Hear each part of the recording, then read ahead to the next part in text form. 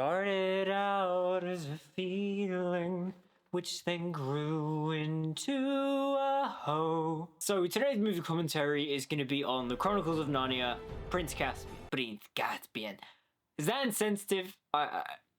Maybe I shouldn't do that. Now, as a kid, I loved The Lion, the Witch, and the Wardrobe movie, and I also loved Prince Caspian. However, going back and rewatching Prince Caspian, like, it's good, but it's a bit underwhelming, especially compared to the first one. Like, it's a massive step down compared to the first one. Not from a film production standpoint. That's great. The movie is beautiful. It's visually striking. It's what most fantasy filmmaking should be like. My issue with Prince Caspian comes down to the story. And this isn't this film's fault. If anything, the film makes the book better.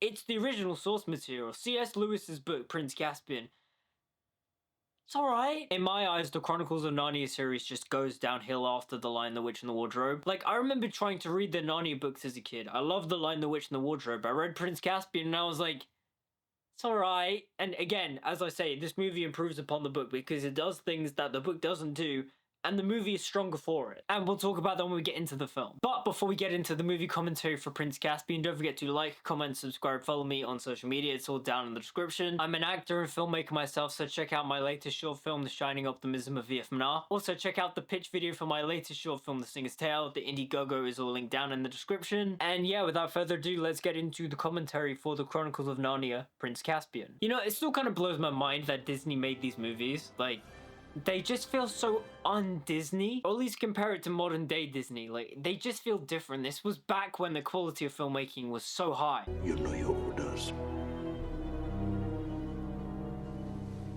So this opening of Prince Caspian fleeing the castle, we find out the inner politics and the inner workings of the Telmarine succession. King Miraz is Caspian's uncle, and he killed Caspian's father, and Miraz's son is now the true heir to the Telmarine army kingdom, and because of that, Caspian has to flee and run and go into hiding. That stuff is all on the book, and it's quite interesting. And actually, I remember as a kid having like the audio, I think it was an audio drama of Prince Caspian, and I remember listening to that, and this stuff is all very vivid. Everything to do with the first half of Prince Caspian is like ingrained in my brain, and I really love that part of the story. And I think that is kind of my problem with the Prince Caspian story, is that the first half is quite strong, but then the second half just devolves into mindless action.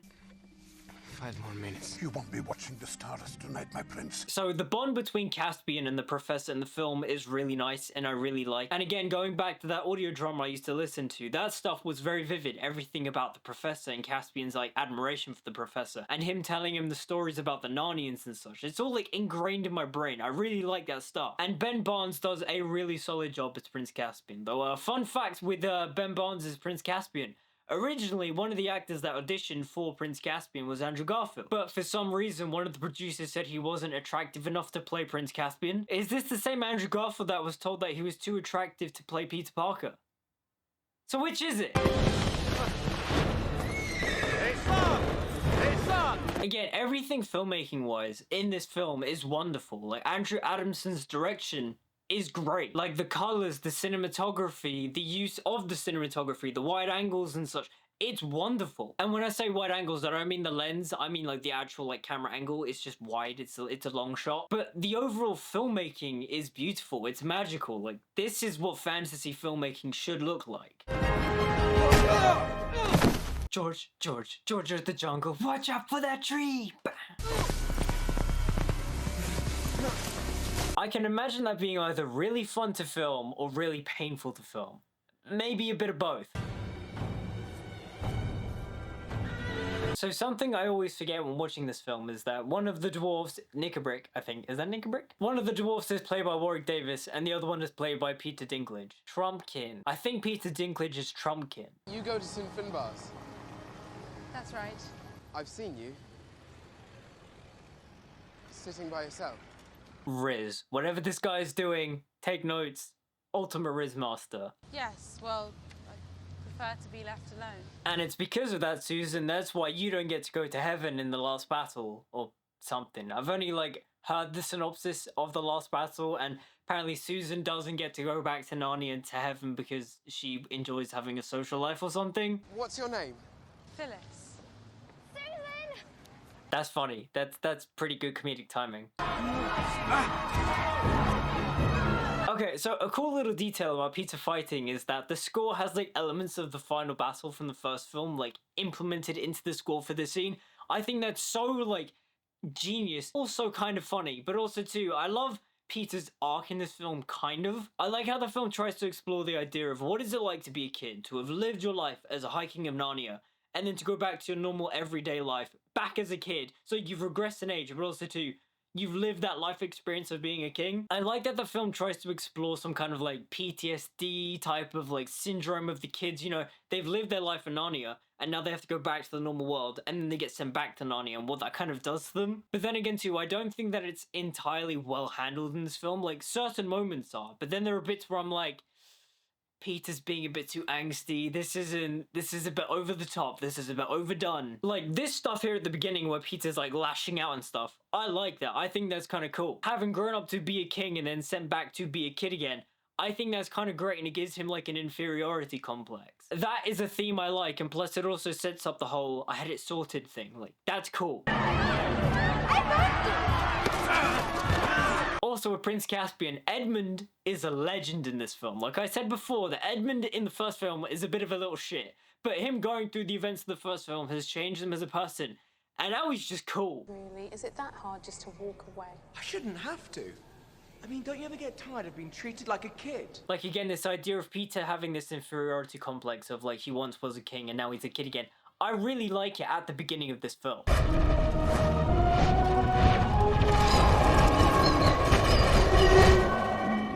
Their return to Narnia in this film is so cool. Like, visually, it's striking. The idea of like the train going past and then all the bricks are like flying off and then they end up in basically Narnia. That's so cool. Why does Andrew Adamson not make movies anymore? Like, his direction is so cool.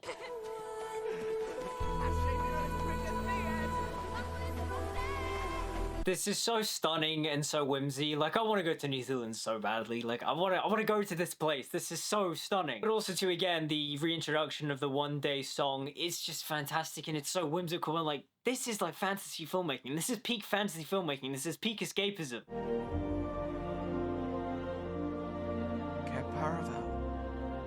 So this whole section of the film where the kids, you know, go back to the ruins of Cair Paravel and they find their old belongings and such, and they basically discover that like 200 years or 100 years has like passed in Narnia, and they've basically left it to ruin. I love the idea, and I love the way the film visually portrays it. Because Narnia is still beautiful and whimsy and wonderful, but at the same time too, there's something off about it. I wasn't aware we were in session. No doubt you were otherwise occupied. I will say, I do like the Telmarine politics. Like, it's not like super gripping, but it is interesting. And I think these scenes do a good job at setting up, you know, the betrayal of... not Caspian. Is it Caspian? The one that like ends up killing Miraz in the final battle. Don't suppose you have any matches, do you? Would this help? You might have mentioned that a bit sooner. You might have mentioned that a bit sooner. The acting is better than in the first film. I mean, they're not bad in the first film, they're quite good. And they're about relatively the same here. But like, there are some moments that are so just like corny, but like in a good way, it's endearing. But also to Edmund with the torch, that is a funny joke. I said this in my commentary for the first film, but Peter's sword is stunning, and I wish there was an official replica of it, because I want that so badly. That sword is... mwah! I want it so badly, but they don't make a replica of it, and it's heartbreaking. Like, when it comes to movie props and movie swords, that is one of them I want. Like, I desperately want Peter's sword. Drop him! The kids meeting and saving Trumpkin, it's a really good and fun scene. Like, again, the score, like, kicks in, you're like, yeah, the kings and queens of Narnia. Like, it's really cool. Again, there's so much in this first half that I absolutely adore. Also, the whole drop him thing is really funny. Like, it's a really good bit of, like, comedic timing for the film. Is that in the book? I don't remember. There's a lot of good comedy bits in this film. When Peter's all like... King Peter, the Magnificent. Probably could have left off the last bit. That's really funny. Don't really know what is the point of Edmund dueling Trumpkin, but it looks cool. Like, when you compare it to fantasy stuff nowadays, we barely get any sword combat. Like, you look at, for example, the Wheel of Time TV show, there's barely any sword combat, and I'm just a bit confused as to why that is, because, like, sword combat is one of the main selling points of fantasy. Not to mention, cinematically, it's cool as hell, as demonstrated by the scene. Like, I don't really know why it's in this film, apart from the fact that it looks cool. And obviously, yeah, there's some like storytelling of like Edmund became a good fighter and such, blah blah blah. But like for the most part, it's kind of an irrelevant scene. He's seen us! Enough, Knickerbrick! Or do I have to sit on your head again? What does that mean? What? Also, I don't remember the badger's name, but that's Balin. That's the actor that plays Balin. That's his voice. That's really cool. It's like how I said in my commentary for the first film, how in that film Santa Claus is Jill Mormont from Game of Thrones. So it's kind of cool that Balin is the badger in this, you know, Balin from The Hobbit.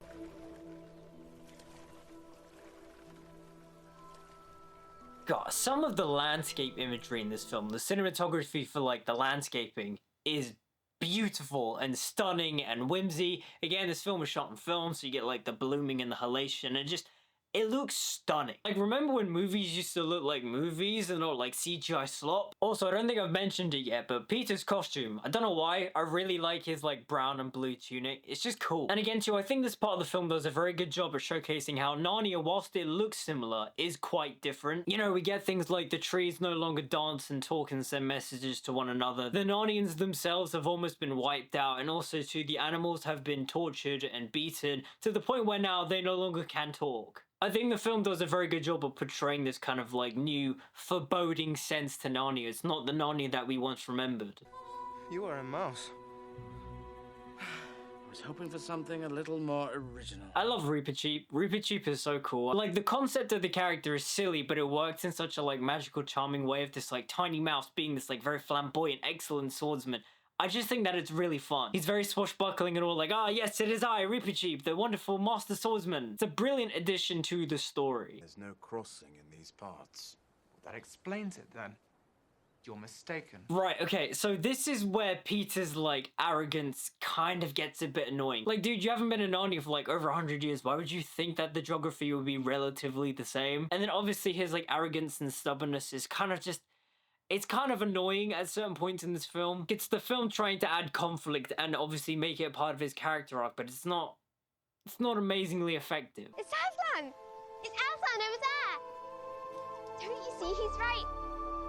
Also, another thing that I'm not in love with in this story is the whole idea of like Aslan is kind of just like a plot device in this. Like, yes, he's meant to be the Jesus metaphor. If you believe in him, he will come and such, but like, I don't know, it's just, in this story particularly, he isn't really, he's kind of just there, he's a Deus Ex Machina. Like, he kind of is in the first one as well, but like, in the first one, they build up to what you get more of Aslan, he's more of a character. Here, it's just a bit, you know, oh yeah, he shows up only when he needs to show up. Like, I get it, Jesus metaphor is metaphoring, but like, I don't know, it's just not as effective in this one as it is in the first one. Together, we have a chance to take back what is ours. Caspian is a cool character, like I like him, don't get me wrong, he's not really my favourite. I think Ben Barnes does a good job with the character, but at the same time too, like Caspian's just a good guy. Like, you end up liking Caspian just because, you know, he's the handsome prince with like very noble intentions, like, that's kind of why you like Caspian. In my eyes, he's not like emotionally complex, he's just cool. Things never happen the same way twice, dear one. So the CGI on Aslan in this film, he looks different. Like, I don't know, like his CGI is like decent, and in many ways it is very similar to the first one. But there's something about his design where he looks more, I don't know, like Uncanny Valley. Like, he kind of looks like he's got like a Snapchat filter on him. Like, he's just trying to look even more pretty for the cameras or something. I don't know, there's something weird about Aslan's design in this film. Well, that's all right. You're not exactly what I expected. Oh, Caspian, you sly dog. What was that like? Oh my gosh, he is so cute. Who said that? I love that. I think that is just really comedically fun. See, Miraz, this is why no one likes you, and this is why no one wants you as their king.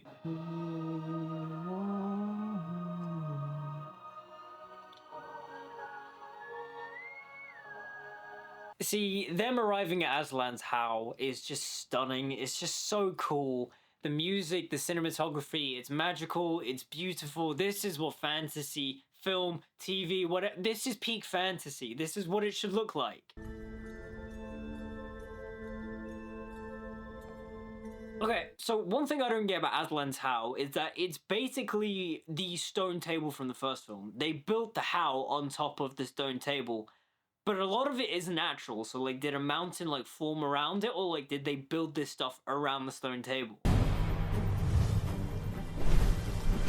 Okay, one of the highlights of this film, and if I remember properly, it's not in the book, is the siege on the Telmarine castle, because it's just a really cool action set piece. Like, there's consequences, like a lot of the Narnian forces get trapped there and executed, and it's horrific, and it's quite dark for a kid's film. But it's a cool action set piece, and it just works. Like, it's just a really fun, entertaining bit of the film. Like, there's good conflict in this where Caspian, instead of, you know, trying to open the drawbridge, goes after Miraz and is about to kill him, but he doesn't. There's the stuff with Edmund and the torch and him playing around with it and dropping it and such. Like, there's just a lot of good tension and conflict in the sequence. Not to mention too, the action visually just looks cool. There's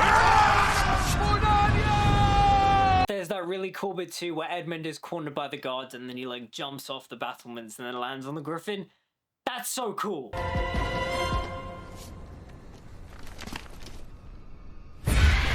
The Minotaur holding up the gate until he's like killed, and then all the Narnians get trapped in there and they get massacred. It's so dark, but it's so brilliantly done in the film. Plus, you can really see it take its toll on Peter. Like, it's just, this siege is a really cool addition to the story. You invaded Narnia. You have no more right to lead than Miraz does. See, this rivalry, or kind of like butting of heads between Peter and Caspian, it works here. When I say that Peter is kind of like mopey in this film, and there are some bits to his arc that I don't love, this isn't part of it. This stuff is really good and it makes logical sense. Like, you can see the loss of the siege really take its toll on him. He's just like, oh, all these Narnians died and it's all my fault. And he's lashing out at Caspian, and it's good. It's really effective. You, him, your father. Narnia's better off than a lot of you. Stop it! And it leads into what I think is probably the best new addition to the film, which is Nickabrick and the other dark creatures wanting to resurrect the White Witch, which is not a thing from the book. And I think them adding this subplot to the film makes it a lot stronger. It makes the overall story a lot stronger. It's better than the book. Because by having the Narnians try to resurrect the White Witch to beat the Telmarines, it shows their desperation, it shows their plight, but also too, it's just a really cool, creepy, eerie sequence to the film. Like, there's this hag creature that's all like, Wiley! Wiley! It's creepy, it's weird, it's great. Wiley! And I think this whole sequence, including the cameo from Tilda Swinton, really adds like some kind of atmosphere to the film. It adds like a little bit of sauce. Peter, dear, I've missed you. Just wondering. And I like Peter almost being tempted by the White Witch, because when you think about it, he didn't kill the White Witch, Aslan did. And I like that hesitation from him, only for Edmund to go, nope, and then like kill her. It's such a good like setup and payoff, because obviously he leads off with the zinger of, I know. You had it sorted. Which again is why Edmund is just so cool in this film. Like, this is great. However, after this scene, this in my eyes is where the film kind of declines, because basically it's just mindless action until we get to the end. Like, don't get me wrong, Peter's duel with King Miraz is pretty good, but apart from that, it is just mindless action. King Edmund, actually. Just King now. Peter's the High King. I know. It's confusing. I also do think that it's quite funny that the film addresses the whole king and high king thing between Peter and Edmund, because it is quite humorous, because yeah, that is kind of a thing. Why would you have a high king and then a king underneath? Like, technically it makes more sense for Edmund to be a prince, but you know, I don't know what C.S. Lewis was doing with that. You might need to call me again. I do quite like the romance between Caspian and Susan. Like, it leads to some pretty fun comedic moments. You might need to call me again? Oh, shut up. How many more must die for the throne? Just one. The thing is, I do quite enjoy the duel between Peter and Miraz. Like, it's just a really fun kind of style over substance duel, but it's just good fun to watch. And it's interspliced with Susan and Lucy trying to find Aslan, only for Susan to, you know, hold the fort, hold the line, defend Lucy against the Telmarines, only for Caspian to save Susan. Like, yeah, that stuff's alright, but realistically, the main, like, kind of selling point of this third act is the fight between Peter and Miraz. There are some silly things, though, with this fight. Like, Peter slashes him in the back, and Miraz is like, ah! Despite the fact that he's wearing armor. That doesn't make any sense. But, like, the cinematography for this fight is pretty cool. Like, I love the orbiting shots, and I love just the overall, like, cinematicness of the fight. Though I won't lie, I do find it quite funny how like Peter loses his helmet like that, despite the fact that it's like strapped on and stuff. It's silly and it's to give the actor more screen time, but it's just kind of funny when you think about it. Keep smiling. I love that. I think that's quite fun. You know, you've always been there, and I never really... Oh! Save it for later. I really love the bond between Peter and Edmund, to where it's like they're so like brotherly. Peter's trying to be all affectionate, like, oh, you're my brother, and I never really like said how much you were there for me and how much I appreciated you being there for me. And then Edmund's just like, shut up. You gotta fight to win. Oh, one thing I will say about this fight though is I don't like how it ends. Like the cinematography just... Why are they using a low shutter speed? I have no idea, and it doesn't look good. And it's like, what are we doing here, Andrew Adamson? Like, this sucks. This doesn't look good. But then again, that's like a personal pet peeve of mine. Like, filmmaking wise, like, yeah, it's choice. Doesn't mean it's a choice that I like. Okay, I don't get it. Where did Peter stab him? Did he stab him in the armpit? Did he stab him in the side? But he's wearing armor on the side. Where did he stab him? Keep your life. But I am giving the Narnians back their kingdom. God, look at Caspian being all noble. Such a good king in the making. Victory! Face your team! So the Telmarines double-crossing Miraz and killing Miraz so that they can go and kill and finish off the Narnians is a good twist. I do like that. But then again too, like the rest of the film is just mindless action. And as a kid, I loved it. I was like, yeah, more sword fighting and more, you know, shing stuff. Now I'm like, yeah, the action's like well done, but like the story, there's not really much to it. And that's why overall I think Prince Caspian is kind of underwhelming. Like it starts off quite strong, but like the way it concludes is not... Don't love it. 1, 2, 3, 4. The bit where Peter starts counting and he's all like, you know, 7, 6, 5. 1, 2. Nope, scratch that. Reverse it. As a kid, I used to think that was so cool, and it is cool. For Aslan. But like at this point in the film, this is where the film basically devolves into baby Lord of the Rings again. The bit where Susan falls is so melodramatic, like, it wasn't that deep. I was like, oh no, she can't hold on. Oh look, she lands perfectly on the rock underneath her. It's a little silly.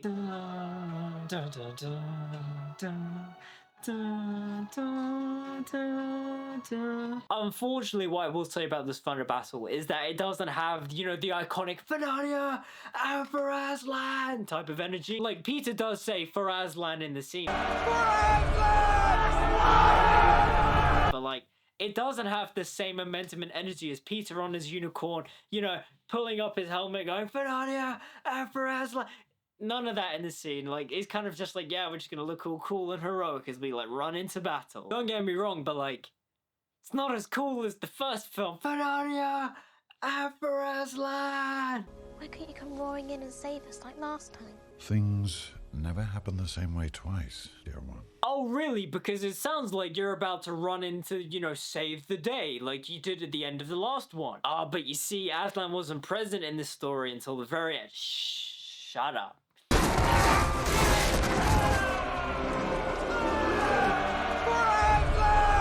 You know, even when the trees come in to save them, and then Peter's all like, for Aslan, like, it's cool, but it doesn't have the same source as the end of the first film. But at the same time too, like, visually, this is cool. Like, this final battle is cool, though some of the CGI is a bit shaky. But one of the things I don't get is Aslan summons Neptune, Poseidon. What is this? Like, where did he come from? I do not think I am ready. It's for that very reason I know you are. I don't want it. Jon Snow, take notes. I regret that I must withdraw, for a tale is the honor and glory of a mouse. Again, like I said before, Reaper-Cheap is a fun addition to the film. I like this whole thing of like, oh no, I lost my tail in battle, I've lost my honor, and then his men are just like, yeah, we're gonna follow suit and be like our leader and chop off our tails. And then Aslan restores Reaper-Cheap's tail. I love that. That's so fun. I don't really need it here anymore. You know, I do like the bit where Peter gives Caspian his sword, just like, yeah, I'm not High King anymore, you are now King of Narnia, here's the sword. I do kind of like that as like a passing of the torch type of moment, and I do like how the 4 kings and queens of Narnia are like test subjects, or like they used as like examples for the people of Telmar, Telmarine, whatever, to go through the portal into the human world. Would never have worked anyway. Why not? I am 1,300 years older than you. You had to make it weird, didn't you, Susan? I left my new torch in Narnia.